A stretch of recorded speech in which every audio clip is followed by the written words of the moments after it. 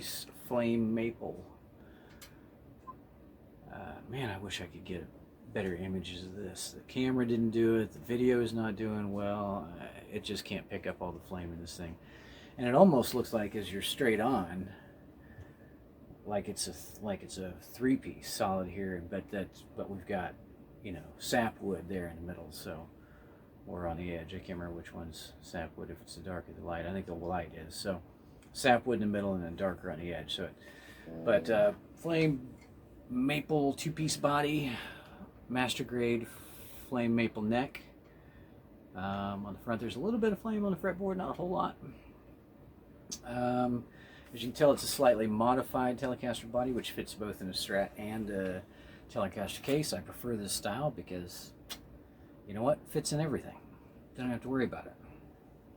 And I don't want to be exactly like an F-style guitar. So anyway, it's gorgeous. I wish the cameras could pick up on this. It's just really not picking up all the flame and stuff that's in it. It's really kind of, it's hard to negotiate this thing in this crappy lighting to be able to give you a good picture. Anyway, gonna give you some sounds of it.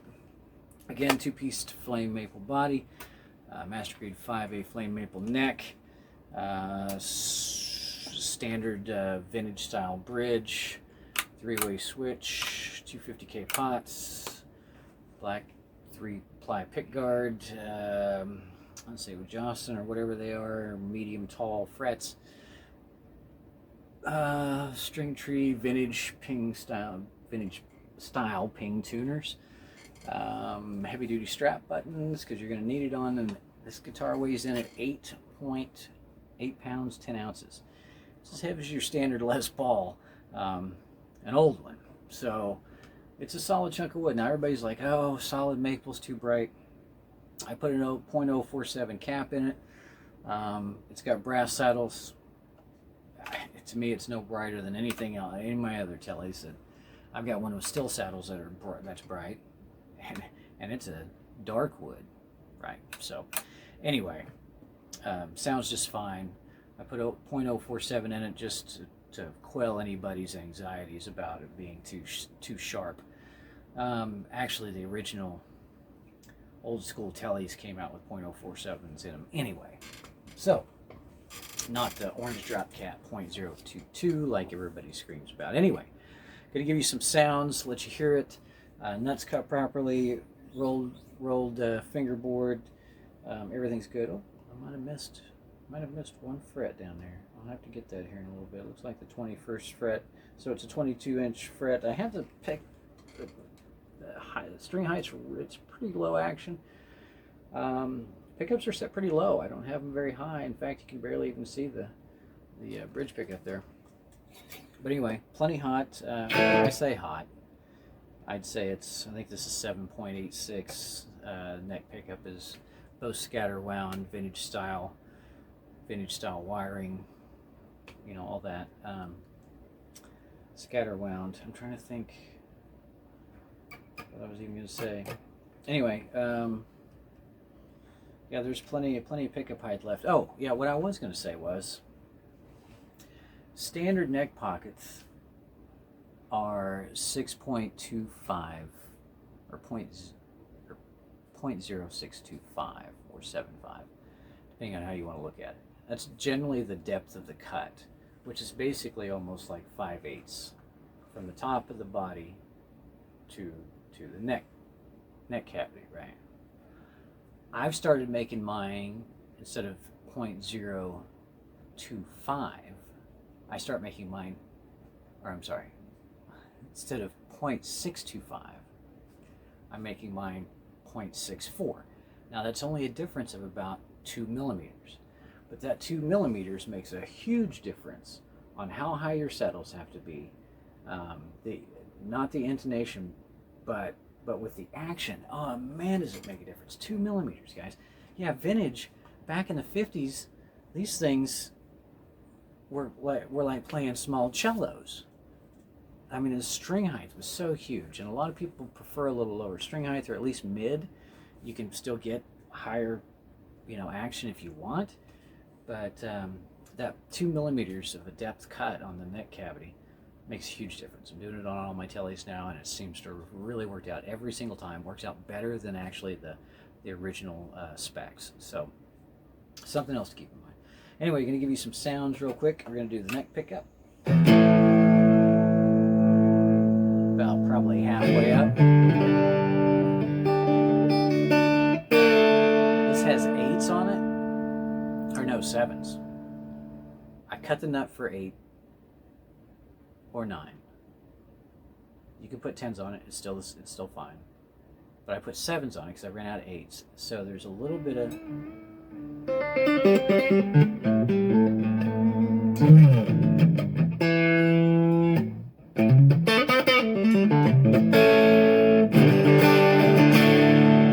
it's a little, it plays a little looser, right? Okay. Okay, so we're on 5.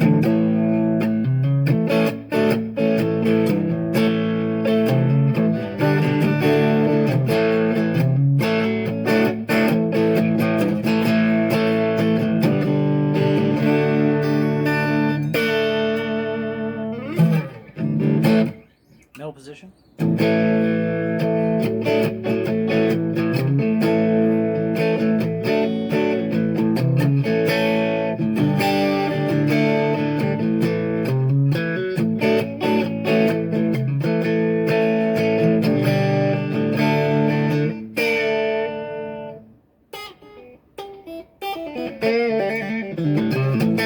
Please don't judge my playing.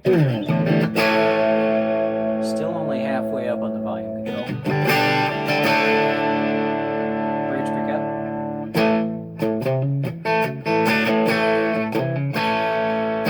I need to come up with some sort of rhythm.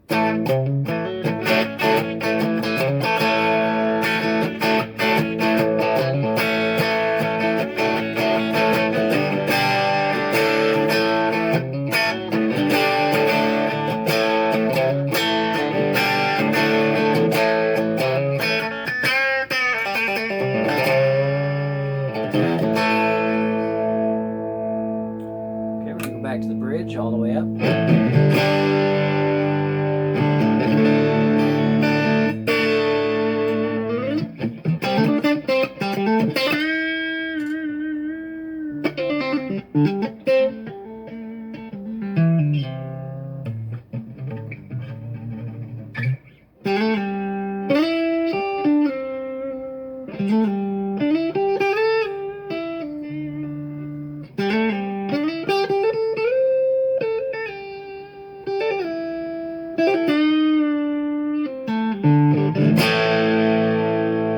Middle position.